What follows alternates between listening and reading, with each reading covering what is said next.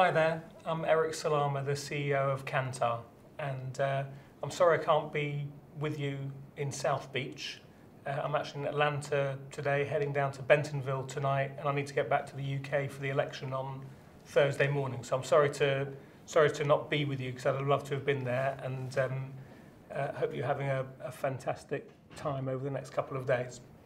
I'm also really pleased to be kind of sandwiched between Scott, whose business really was created because of the web and of digital, and Jeff, whose business has really transformed itself so incredibly over the last 18 months in particular, in terms of being a digitally focused business. So it's lovely to be between two very different types of businesses, both dealing with the world in different ways. So what I wanted to do is just give you a sense of, from a Kantar point of view, what are our clients saying to us, what are their issues, how are we responding, and Stephen in particular asked me to say what's the kind of question that, from my point of view, I'd like people to address over the next couple of days. So let me start with clients. And clearly for clients this is a huge issue. And it's a huge issue because they know that their audiences and their customers are online to a greater extent than ever before, but they're still not quite sure what they're doing online, where they are online, what they're saying, and how best to reach them in the most cost-effective way possible. And the big difference for a lot of companies, not so much for the new companies that have grown up in this economy, but the big difference for a lot of the traditional companies, if you look at them, is that there isn't the same kind of history within the organisation. So you go to some of the traditional packaged goods companies like a Kraft or a Kellogg's or a Procter & Gamble, people grew up in the organisation knowing that if you put a 30-second ad on TV, if you got that number of GRPs, that would be the kind of impact that it would have on the brand. That was kind of deep inside people's DNA. And that doesn't exist in digital. There isn't that same kind of institutional understanding memory that if you do this online, if you use these kind of social media, if people talk about you in this kind of way, this is the kind of impact that it will have. So I'm particularly pleased that Compete is putting on this event. I think it's the 7th one that they've put on. It's grown from very small acorns to a much bigger tree. But education is an absolutely fundamental part of everything that we're doing, because unless we get a common understanding of how things work, it will be very difficult for us all, advertisers, media agencies, research companies, media owners. It'll be very difficult for all of us to actually make the most of what's available. So the education part of it is critical. What are the questions that clients are asking us? I think most of the questions are still about what, where, how. What are people doing? How are they behaving? Where are they doing these things? And they are about taking that understanding and then linking it to purchase. And I think that is the critical thing that clients are trying to do, and all of that in some kind of context of how should we best spend our money. So I'd say the biggest question that clients have got is, what are people doing online? How does that online behaviour drive offline purchase? How does that online behaviour drive attitudes and behaviour towards brands?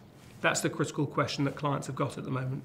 They would like to be able to do that globally, and I think the honest answer is that the industry, whether it's us or other people, don't have a common infrastructure to be able to do that globally. So we're still, I'd say, more of a patchwork, that we can do things fantastically well in the US, in the UK, increasingly in China, but there are still some very important markets, some markets in Western Europe, some markets in Asia or Latin America, where the infrastructure doesn't exist in the same kind of way. So clients would be able to answer these questions globally, and that has to be a prime focus for us. What are we doing to respond to this? What we're doing is we're building very deep expertise helping the likes of Compete expand within the US and globally, and not just Compete, but putting a lot more investment into businesses like Symphony on the listening side and the social media side, into dynamic logic, understanding the impact that advertising has online, and a whole bunch of other businesses. So we're putting investment into individual businesses, but the most important thing that we're doing at the moment is linking those things up.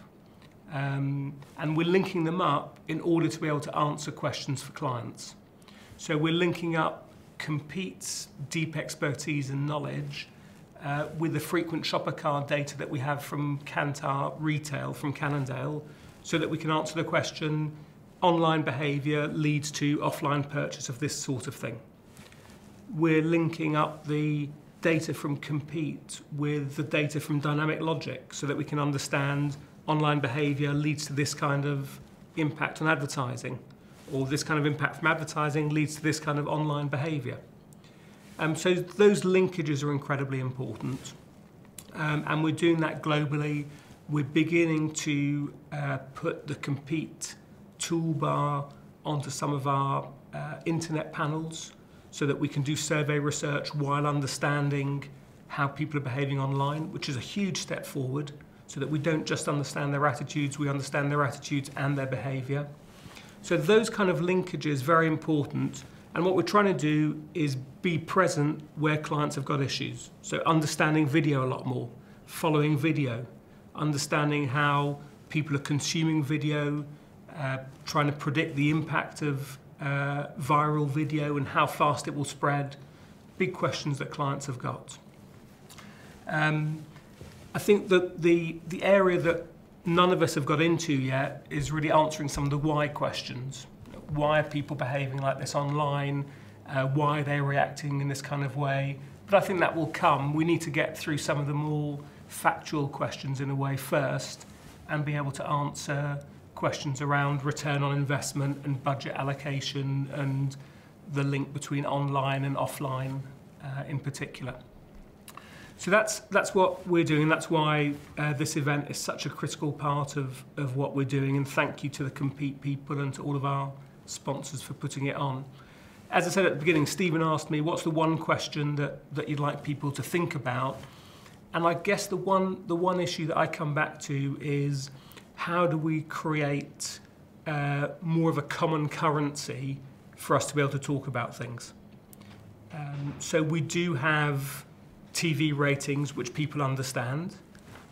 We do have, in areas like copy testing, AI scores from Millward Brown that are an industry standard that people understand. I'd like us to be able to have some of those things in the digital space, because I think that kind of common currency will go a long way to helping us actually roll out more offers and be able to discuss things amongst ourselves in a much more productive way. So what are the things around which we ought to have common currencies? What are the metrics that we ought to be thinking about that, if we could make them the industry standard, would help everyone in this room actually do better in digital and help their clients more in digital? And if we can achieve that, I think we'll have gone a huge way. So thanks very much for listening. I don't want to hold up Jeff. Fantastic story at Kodak, and great credit to everyone there in the way that they're transforming their business. I hope you have a fantastic time, not just work, but on South Beach as well, and hope to get to see a lot of you soon. Thank you.